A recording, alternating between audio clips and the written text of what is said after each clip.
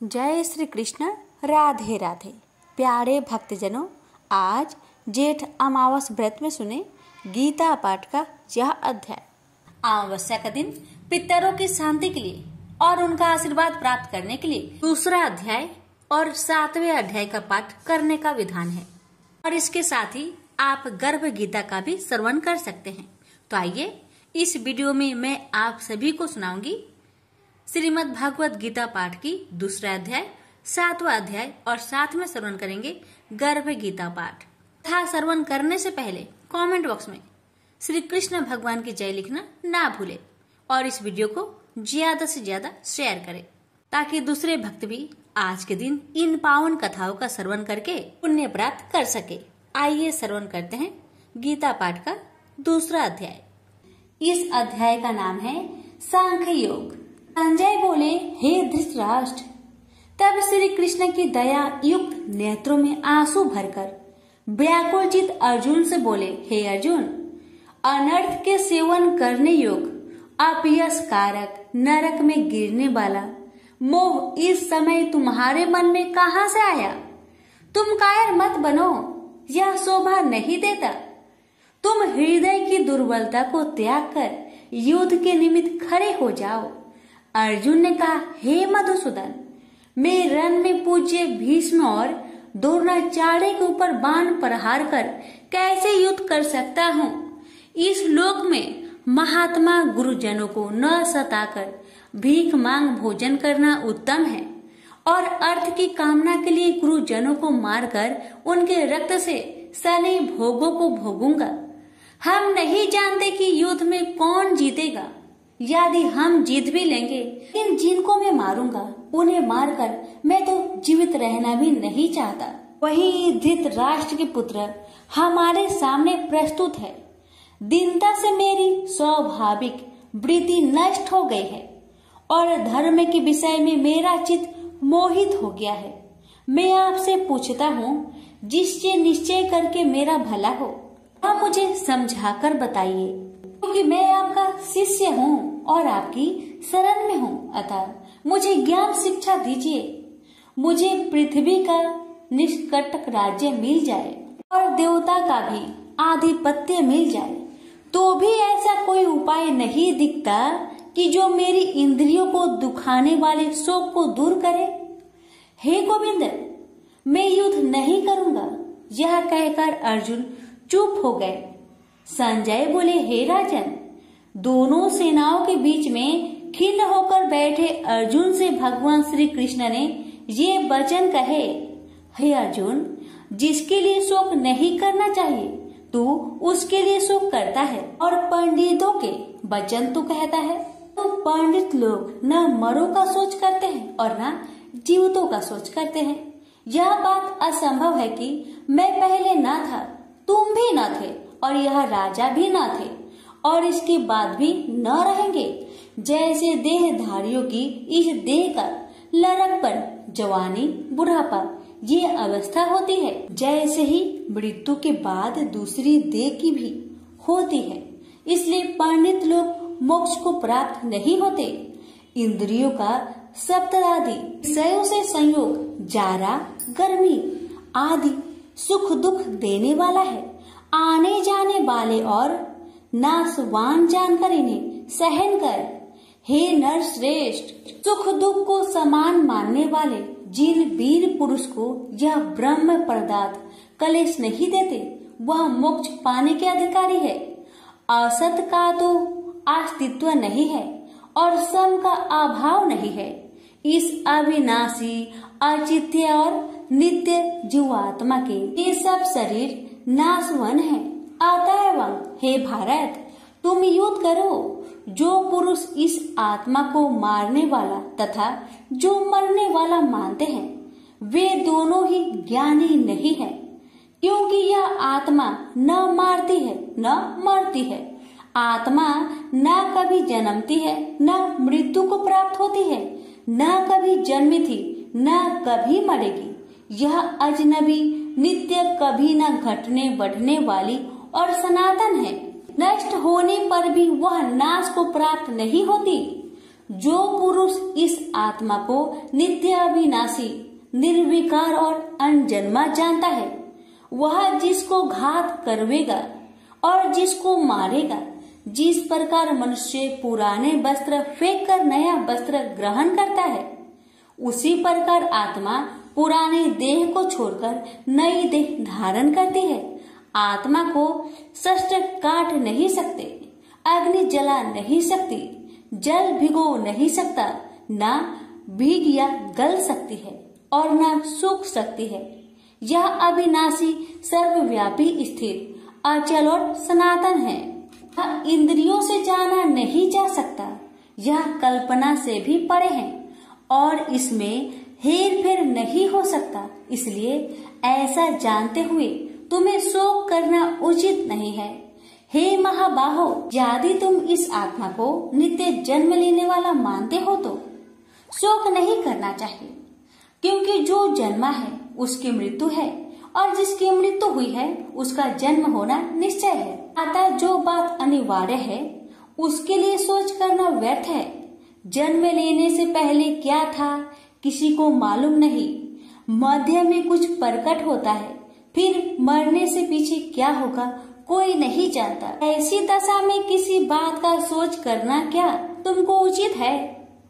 कोई मनुष्य तो इस आत्मा को आश्चर्य से देखता है, आश्चर्यवत मानकर सुनता है, परंतु कोई देख कह व सुनकर भी भली प्रकार नहीं जानता है सबके शरीर में यह क्या आत्मा नित्य अविनाशी है। कारण सब प्राणियों के लिए तुमको सोच करना उचित नहीं। अपने धर्म को भी सोचकर घबराना उचित नहीं है, क्योंकि क्षत्रियो को धर्म पूर्वक युद्ध से बड़ा और कुछ भला करने वाला नहीं है।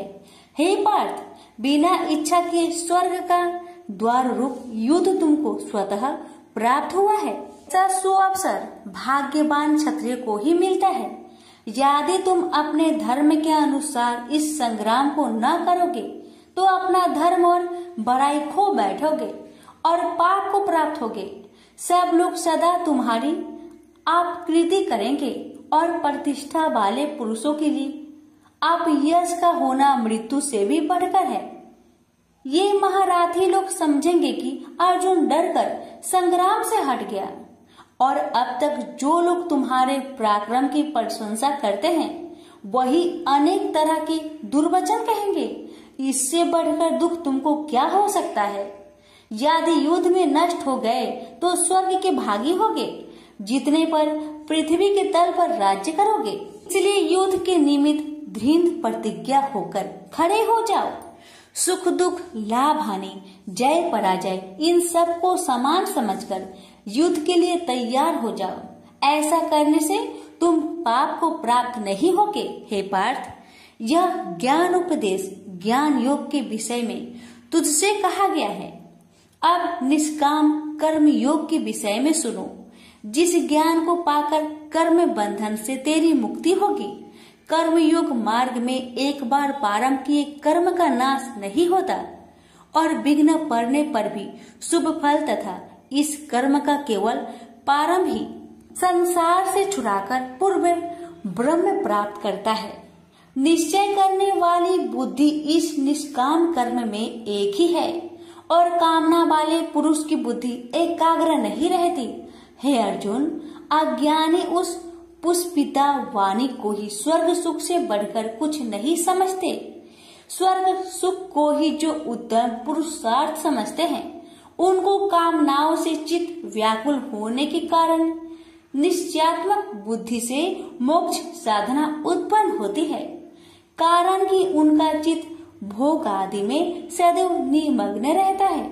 जिन मनुष्यों का चित्त इस प्रकार मोह में लिप्त है और जिसकी आसक्ति भोग विलास और ऐश्वर्य में है, ऐसे पुरुषों के अंत कारण में निश्चयात्मक बुद्धि नहीं होती।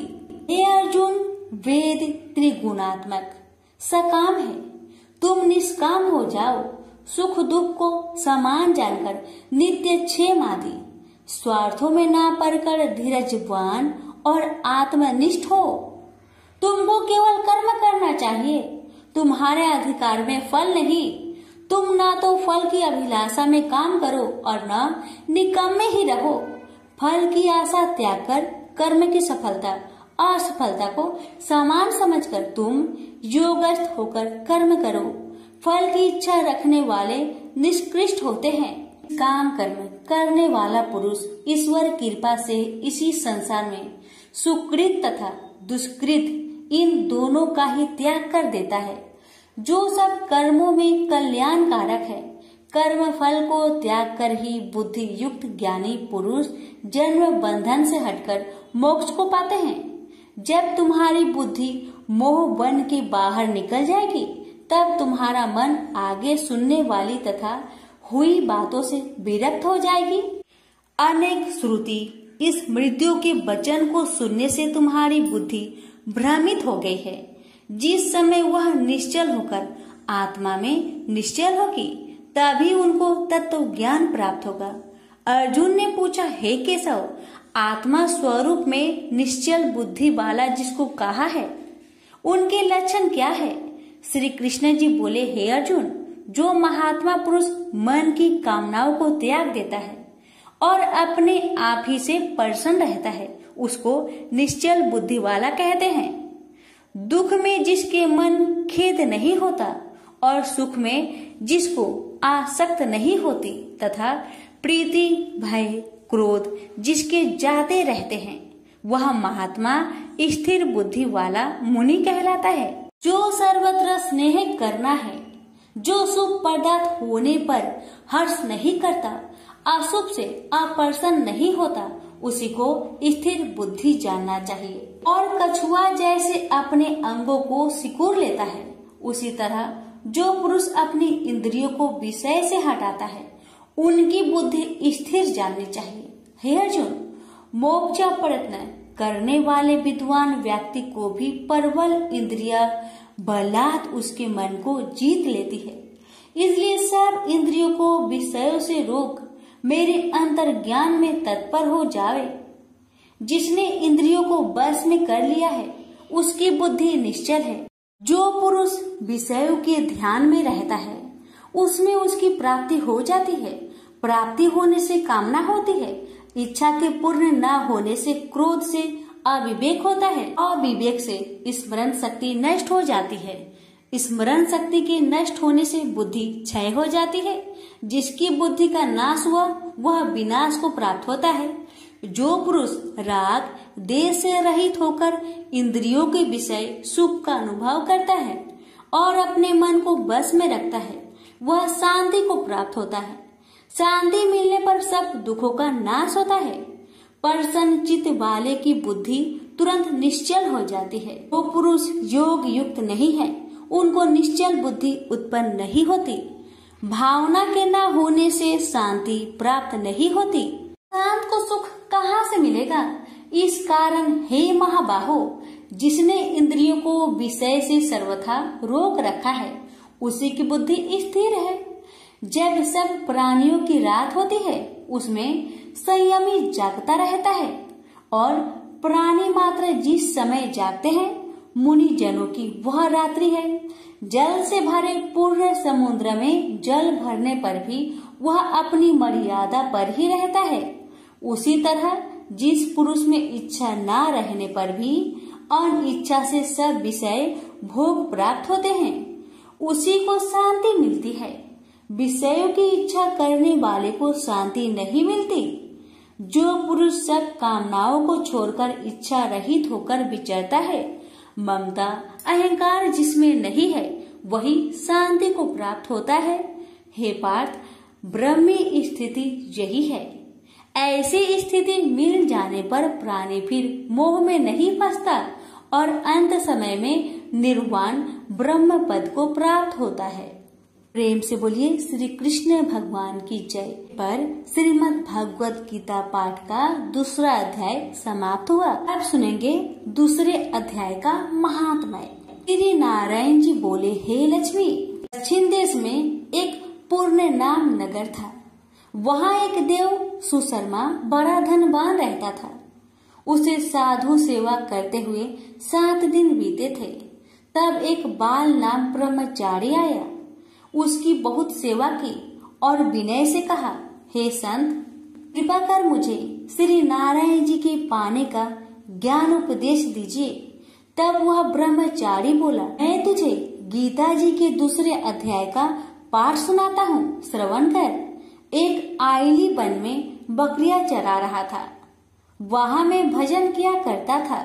एक दिन रात को आइली अपनी सभी बकरियों को लेकर घर के रास्ता में चल रहा था कि मार्ग में एक सिंह बैठा मिला उसे। एक बकरी सबसे आगे अपनी ओर चली आती देखकर शेर वहाँ से भाग गया। तब आइली यह देखकर बहुत हैरान हुआ और मैं भी वहाँ पर खड़ा हुआ था। उस चौराहे ने मुझे देखकर कहा, मैंने यह आश्चर्य देखा कि बकरी को देखकर शेर भाग गया। ये कैसे हुआ? तुम तो त्रिकाल के हो, यह वृत्तांत मुझे सुनाओ, तुम सब कुछ जानते हो। तब संत ने कहा, हे आइली, मैं तुझे एक छिपकली वार्ता सुनाता हूँ। यह बकरी पिछले जन्म में डायन थी। जब इसका पति मर गया तब यह बड़ी डायन हुई। इस सुंदर लड़के को देखे उसी को खा लेती थी। और शेर पिछले जन्म में फंदक था। वह पंछी को पकड़ने के लिए वन में जाया करता था। डायन भी वही वन को गई। वह डायन ने उस फंदक को खा लिया था। अब वही फंदक शेर हुआ। वह डायन बकरी बनी है। शेर को पिछले जन्म की खबर है, इसलिए बकरी को देखकर शेर ने समझा कि अभी यह मुझे खाने के लिए आ रही है। तब आइली ने कहा, मैं पिछले जन्म में कौन था? तब संत बोला, तू पिछले जन्म में चांडाल था। आइली ने कहा, हे ब्रह्मचारी जी, कोई उपाय भी है जिससे हम तीनों ही इस अधम देश से छूटे? तब संत जी बोले, हम तुम तीनों का उद्धार करते हैं। ये कहकर संत जी ने जब गीता जी के अक्षर सुनाए तो उनको सुनते ही तुरंत आकाश से विमान आए और उन तीनों को विमानों में बैठाकर वैकुंठ लोक को ले गए। अधम देह से छूटकर देव देही पाई और देव सुशर्मा भी ज्ञान को सुन मोक्ष को प्राप्त हुआ और देव देही पाकर वैकुंठ को गया। तब श्री नारायण जी ने कहा, हे लक्ष्मी जी, जो मनुष्य श्री नारायण जी के ज्ञान को पढ़े सुने वह अवश्य मुक्ति को प्राप्त होता है। प्रेम से बोलिए लक्ष्मी नारायण की जय। यहीं पर हमारी गीता पाठ का दूसरा अध्याय का महात्म्य समाप्त हुआ। श्री कृष्ण भगवान बोले, हे पार्थ, जो मुझ में मन लगाकर मेरे में ही आश्रय लेकर योगा अभ्यास करते हुए मेरे स्वरूप का संचय रहित पूर्ण ज्ञान प्राप्त होगा, सो सुनो, विज्ञान के सहित वह पूर्ण ज्ञान में तुम्हें सुनाता हूँ, जिसके जानने से तुमको इस लोक में और कुछ जानना शेष न रहेगा। सहस्त्रों मनुष्य में से कोई एक सिद्धि प्राप्त के लिए यत्न करता है। उन यत्न करने वाले सिद्धों में से कोई बिरला ही मुझे ठीक जान पड़ता है। पृथ्वी, जल, अग्नि, वायु, आकाश, मन, बुद्धि और अहंकार, यह 8 प्रकार की मेरी प्रकृति माया है। इस प्रकृति को अपरा, अचेतन अर्थात जड़ कहते हैं। और हे महाबाहो, इससे दूसरी प्रकृति चेतन है, जिसने संपूर्ण जगत धारण किया है। इन्हीं प्रकृतियों से सब प्राणी मात्र उत्पन्न होते हैं। ऐसा जानो, यह प्रकृतियां हमसे ही उत्पन्न हुई है। इस तरह सब जगत की उत्पत्ति और प्रलय का कारण मैं ही हूँ। हे धनंजय, जिस प्रकार धागे में मणि पिराई जाती है, उसी भांति यह सब संसार मुझसे परे और कुछ भी नहीं। हे कुंती पुत्र, जल में रस में मैं ही हूँ, चंद्रमा और सूर्य में प्रकाश में मैं ही हूँ, सब वेदों का सार मैं ही हूँ, आकाश में शब्द तथा पुरुष में पौरुष मैं ही हूँ। हे अर्जुन, पृथ्वी में सुगंध तथा अग्नि में तेज रूप मैं ही हूँ, सब प्राणियों में जीवन और तपस्वियों का तप मैं ही हूँ। हे पार्थ, समस्त प्राणियों में सनातन बीज रूप मुझको ही जानना। बुद्धिमानों में बुद्धि स्वरूप और तेजस्वियों में तेज मैं ही हूँ। हे अर्जुन, काम और रोग रहित बलवान पुरुषों में धर्म के विरुद्ध न जानने वाला कर्म मैं ही हूँ। जितने भी स्वास्तिक राजस तामस पदार्थ है वे सब मुझसे ही उत्पन्न हैं, परंतु उनमें मैं नहीं रहता। ये सब मुझ में है। सत्व रज तम इन तीनों गुणों के प्रभाव से यह सारा जगत मोहित हो रहा है। इस कारण यह मेरी गुणमयी और दिव्यमयी माया अति दुस्तर है। जो मुझको अनन्य भाव से भजते हैं वे इस माया को पार कर जाते हैं। हे भारत श्रेष्ठ अर्जुन, 4 प्रकार के जीव मुझको भजते हैं। दुखिया, जिज्ञासु, ऐश्वर्य की कामना करने वाले और ज्ञानी, जिनमें मुझे सदा एकाग्रचित और केवल मेरी भक्ति करने वाले और ज्ञानी, जिनमें मुझे सदा एकाग्रचित और केवल मेरी भक्ति करने वाले ज्ञानी पुरुष श्रेष्ठ है, क्योंकि मैं ज्ञानी को अत्यंत प्रिय हूँ और वह मुझको प्रिय है। यद्यपि ये सभी भक्त श्रेष्ठ है, तथापि ज्ञानी तो मेरी आत्मा ही है, क्योंकि वह मुझ में ही मन लगाकर मुझको ही सर्वोत्तम गति मान मेरा ही आश्रय ग्रहण करता है। वह ज्ञानी अनेक जन्मों के बाद मुझे पा लेता है। ऐसा महात्मा अति दुर्लभ है जो सब जगत को वासुदेवमय समझे। हे अर्जुन, जो भक्त श्रद्धा पूर्वक जिस जिस देवता का पूजन करना चाहते हैं उन पुरुषों की उस श्रद्धा को मैं दृढ़ कर देता हूँ। यह उस श्रद्धा से मुक्त होकर उस देवता की आराधना करता है, फिर उसको मेरे ही रचे हुए काम का फल प्राप्त होते हैं। परंतु उन अल्प बुद्धि वालों का फल नाशवान है। देवताओं की आराधना करने वाले देवताओं को मिलते हैं और अव्यय, अविनाशी, अच्युत्यम स्वरूप को न जानकर मंद बुद्धि लोग मुझे अव्यक्त को व्यक्त मानते हैं। मैं योग माया से आच्छादित होने के कारण सबको नहीं दिखता। उसी से मूर्ख लोग अनादि तथा अविनाशी मुझको नहीं जानते। हे अर्जुन, मैं भूत भविष्य और वर्तमान के सभी प्राणियों को ही जानता हूँ, पर मुझे कोई भी नहीं जानता।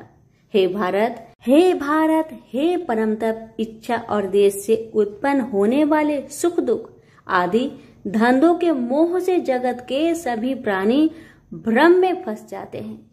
जिन पुण्य आत्माओं के पाप नष्ट हो गए हैं वह पुरुष दृढ़ मोह से छूटकर दृढ़ निश्चय करके मेरी भक्ति करते हैं, जो आश्रय लेकर जीवन मरण से दूर करने के अर्थ प्रयत्न करते हैं।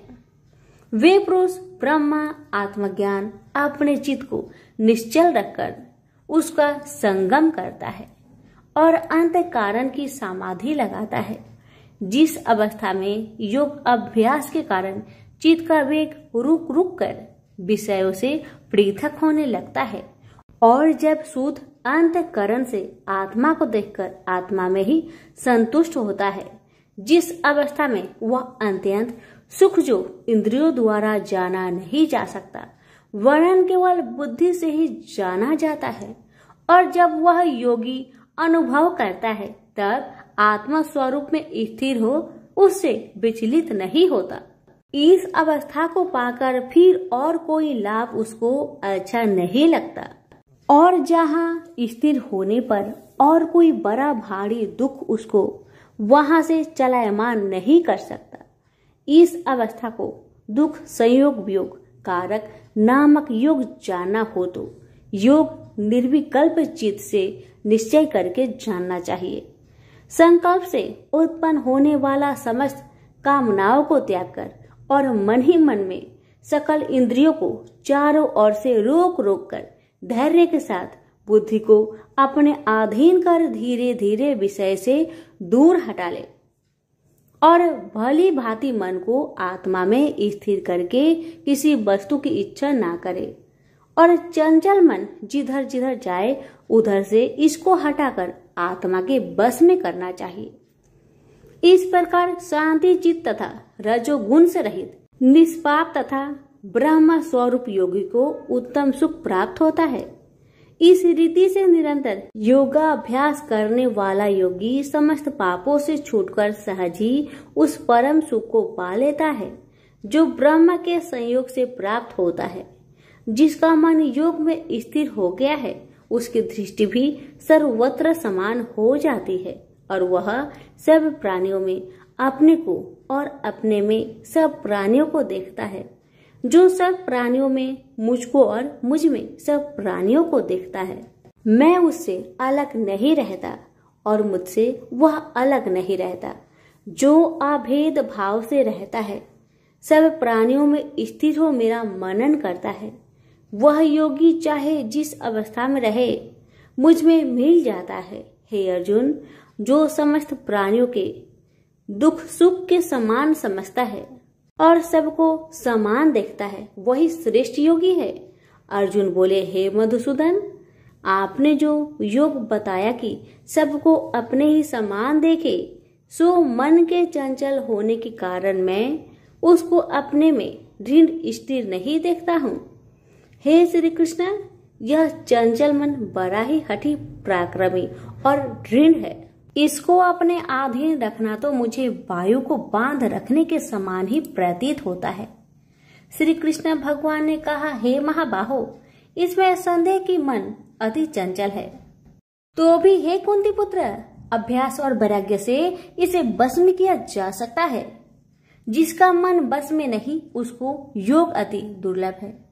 अर्जुन ने कहा, हे श्री कृष्ण, जिसमें श्रद्धा तो है पर योग प्राप्त करने में सफल नहीं हुआ है और जिसका चित्त योग से विचलित हो गया है, वह योग सिद्धि न पाने से किस गति को प्राप्त होता है? श्री कृष्ण बोले, हे अर्जुन, उसका यहाँ नाश नहीं होगा पर परलोक में भी नहीं होगा, क्योंकि उत्तम कर्म करने वाले किसी मनुष्य की दुर्गति नहीं होती। वह योग में असफल मनुष्य बहुत दिनों तक पुण्यवानों को प्राप्त होने वाले लोकों में वास करता है और फिर वहां से किसी पवित्र और धनवान मनुष्य घर में आकर जन्म लेता है। इस प्रकार का जन्म पाना भी इस लोक में बड़ा दुर्लभ है। हे कुरुनंदन, यह योगियों के बस में जन्म लेकर पूर्व जन्म की बुद्धि संस्कार अर्थात आत्मज्ञान को पाता है और उससे अधिक सिद्धि के लिए यत्न करता हूँ। पूर्व जन्म में किए योग अभ्यास के बल में अनेक विघ्नों को पड़ने पर भी यह मोक्ष को प्राप्त होता है। योग की केवल इच्छा ही हो तो पुरुष शब्द ब्रह्म के परे जा पहुंचता है। जो बड़े परिश्रम और यत्न से योग अभ्यास करता है वह पापों से छूट मोक्ष को पाता है। बड़े तपस्वियों से योगी श्रेष्ठ है। जो शुद्ध होकर अनेक जन्मों में परिश्रम करके सफल होता है और ज्ञानियों से भी योगी श्रेष्ठ है। इसलिए हे अर्जुन, तुम योगी बनो। केवल मुझ में ही मन लगाकर योग प्राप्ति के लिए जो मेरा भजन करता है उसको समस्त योगियों के मध्य से मैंने अत्यंत श्रेष्ठ माना है। प्रेम से बोलिए श्री कृष्ण भगवान की जय। आप सुनिए श्रीमद् भगवत गीता पाठ अध्याय 7 की महात्म्य।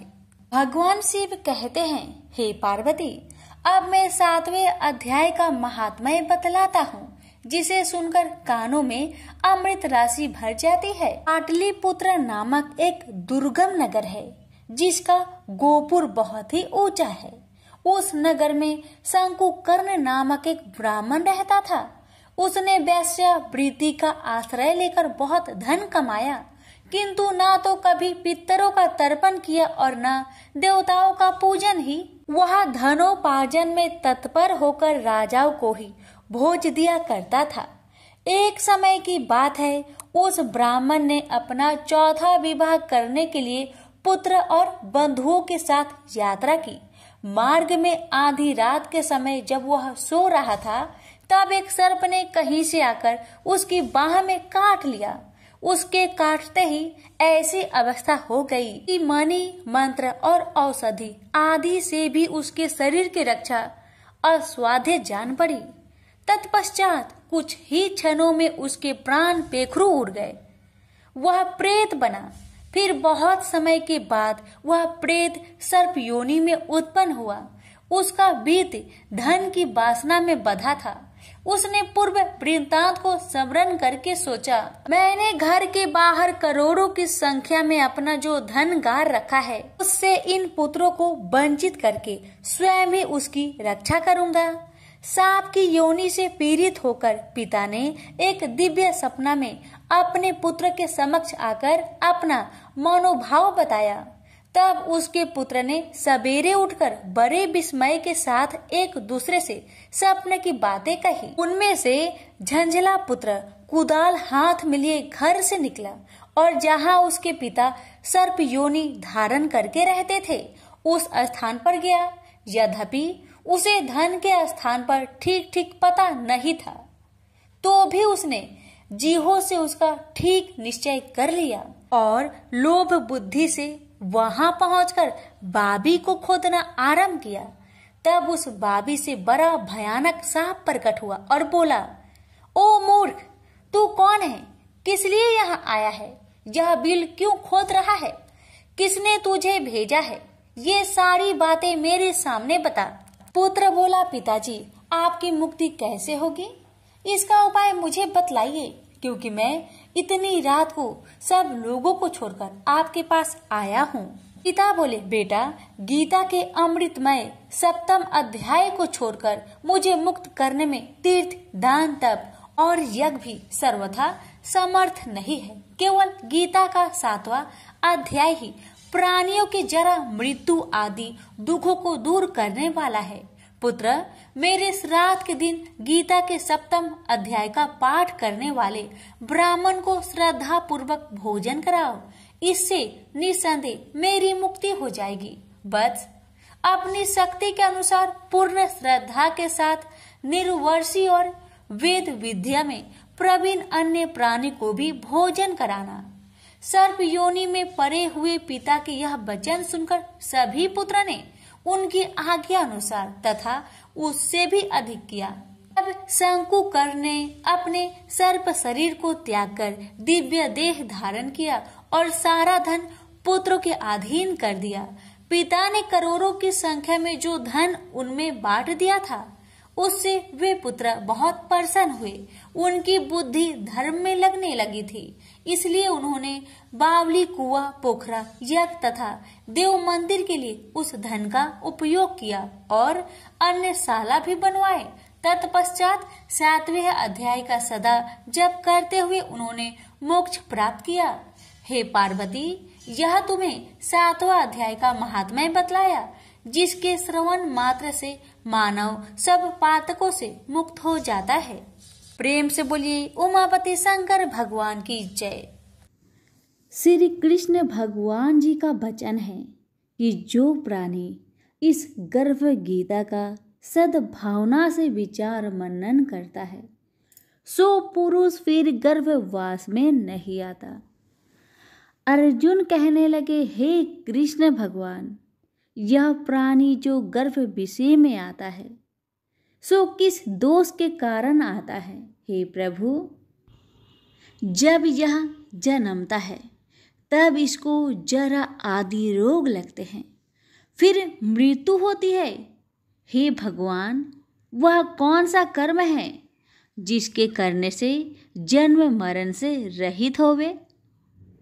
श्री कृष्ण भगवान कहने लगे, हे अर्जुन, यह मनुष्य जो है सो अंधा मूर्ख है और संसार के साथ प्रीति करता है। यह पदार्थ मैंने पाया है और वह मैं पाऊंगा, ऐसी चिंता इस प्राणी के मन से उतरती नहीं। 8 पहर माया को ही मांगता है। इन बातों को करके बार बार जन्मता है और मरता है। वह गर्भ विषय दुख पाता रहता है। अर्जुन कहने लगे, हे कृष्ण भगवान, यह मन हाथी की न्याय है, तृष्णा इसकी शक्ति है। यह मन तो 5 के बस में है, काम, क्रोध, लोभ, मोह और अहंकार। इन पांचों में अहंकार बहुत बली है। ये कौन सा यत्न है जिससे मन बस में होए? वैसा ही मन रूपी हाथी को बस में करने के लिए ज्ञान रूपी अंकुश है। अहंकार करने से यह जीव नरक में पड़ता है।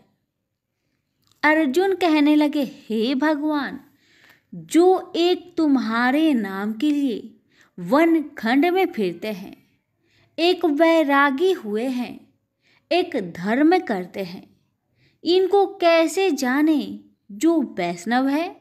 वे कौन है? श्री कृष्ण भगवान कहने लगे, हे अर्जुन, मेरे ही नाम के लिए वनों में फिरते हैं, वह सन्यासी कहते हैं। एक सिर पर जटा बांधते हैं, एक अंग पर भस्म लगाते हैं। उनमें हम नहीं है, क्योंकि इनमें अहंकार है। इससे मेरा दर्शन दुर्लभ है। अर्जुन कहने लगे, हे भगवान, वह कौन सा पाप है जिससे स्त्री की मृत्यु हो जाती है? वह कौन सा पाप है जिससे पुत्र मर जाता है? और नपुंसक कौन से पाप से होते हैं? श्री भगवान कहने लगे, हे अर्जुन, जो किसी से कर्जा लेता है और देता नहीं, इस पाप से औरत मरती है। और जो किसी की अमानत रखी हुई बचा लेता है, उसके पुत्र मर जाते हैं। जो किसी का कार्य किसी के गोचर आए पड़े और वह जबानी कहे कि मैं तेरा कार्य सबसे पहले कर दूंगा, और जब समय आए तब उसका कार्य ना करे, इस पाप से नपुंसक हो जाता है। ये बड़े पाप है। अर्जुन कहने लगे, हे भगवान, कौन पाप से मनुष्य सदैव रोगी रहता है? किस पाप से गधे का जन्म पाता है, स्त्री का जन्म पाता है, तथा टट्टू का जन्म क्यों कर पाता है? और बिल्ली का जन्म किस पाप से होता है? श्री भगवान कहने लगे, हे अर्जुन, जो भी मनुष्य कन्यादान करते हैं और इस दान में मूल्य लेते हैं, वे दोषी है। वे मनुष्य सदा रोगी रहते हैं। जो विषय विकार के वास्ते मदिरा पान करते हैं, वे टट्टू का जन्म पाते हैं। और जो झूठी गवाही भरते हैं, वह औरत का जन्म पाता है। जो रसोई बना के पहले आप भोजन कर लेती है और पीछे परमेश्वर को अर्पण करती है, तो वे बिल्ली का जन्म पाती है। और जो मनुष्य अपनी झूठी वस्तु दान करते हैं, औरत का जन्म पाते हैं। वह गुलाम औरतें होती है। अर्जुन कहने लगे, हे भगवान, कई मनुष्यों को आपने स्वर्ण दिया है, सो उन्होंने कौन सा पुण्य किया है? और कई मनुष्यों को आपने हाथी घोड़ा रथ दिए हैं, उन्होंने कौन सा पुण्य किया है? श्री भगवान कहने लगे, हे अर्जुन, जिन्होंने स्वर्ण दान किया है, उनको हाथी घोड़े वाहन मिलते हैं। जो परमेश्वर के निमित्त कन्या दान करते हैं, सो पुरुष का जन्म पाते हैं। अर्जुन कहने लगे, भगवान, जिन पुरुषों के अंदर विचित्र शरीर है, उन्होंने कौन सा पुण्य किया है? किसी दो के घर संपत्ति है, कोई विद्वान है, उन्होंने कौन सा पुण्य किया है? श्री भगवान कहने लगे, हे अर्जुन, जिन्होंने अन्न का दान किया है, उनका सुंदर स्वरूप है। जिन्होंने विद्या दान किया है, वह विद्यावान होते हैं। जिन्होंने संतों की सेवा की है, वह पुत्रवान होते हैं। अर्जुन कहने लगे, हे भगवान, किसी को धन से प्रीति है, कोई को स्त्रियों से प्रीति करते हैं। इसका क्या कारण है, समझाकर कहिए। श्री कृष्ण भगवान कहने लगे, हे अर्जुन, धन और स्त्री सब नाश रूप है, मेरी भक्ति का नाश नहीं है। अर्जुन कहने लगे, भगवान, यह राजपाट किस धर्म के करने से मिलता है? विद्या कौन से धर्म करने से मिलती है? श्री कृष्ण भगवान कहने लगे, हे अर्जुन, जो प्राणी काशी जी में निष्काम भक्ति से तप करते हुए देह त्यागते हैं वह राजा होते हैं, और जो गुरु की सेवा करते हैं सो विद्वान होते हैं। अर्जुन कहने लगे, हे भगवान, किसी को धन अचानक बिना किसी परिश्रम से ही मिलता है, सो उन्होंने कौन सा पुण्य किया है? श्री कृष्ण भगवान कहने लगे, अर्जुन, जिन्होंने गुप्त दान किया है उनको धन अचानक मिलता है। जिसने परमेश्वर निमित्त पराया कार्य संवारा है वह मनुष्य रोग से रहित होते हैं।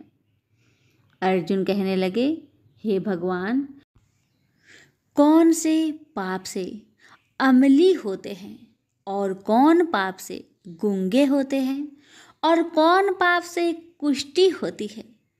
श्री कृष्ण भगवान कहने लगे, हे अर्जुन, जो आदमी नीच कुल की स्त्री से गमन करते हैं सो अमली होते हैं। जो गुरु से विद्या पढ़कर मुकर जाते हैं सो गूंगे होते हैं। जिन्होंने गो घात किया है वे कुष्ठी होते हैं। अर्जुन कहने लगे, हे भगवान, जिस किसी पुरुष के देह में रक्त का विकार होता है वह किस पाप से होता है? और कोई दरिद्र होते हैं, किसी को खरक वायु होती है, और कोई अंधे होते हैं, तो कोई पंगुल होते हैं, सो कौन से पाप से रहित होते हैं? और कई स्त्रियां बाल विधवा होती है, तो यह किस पाप से होती है? श्री कृष्ण भगवान कहने लगे, हे अर्जुन, जो सदा क्रोधवान रहते हैं उन्हें रक्त विकार होता है।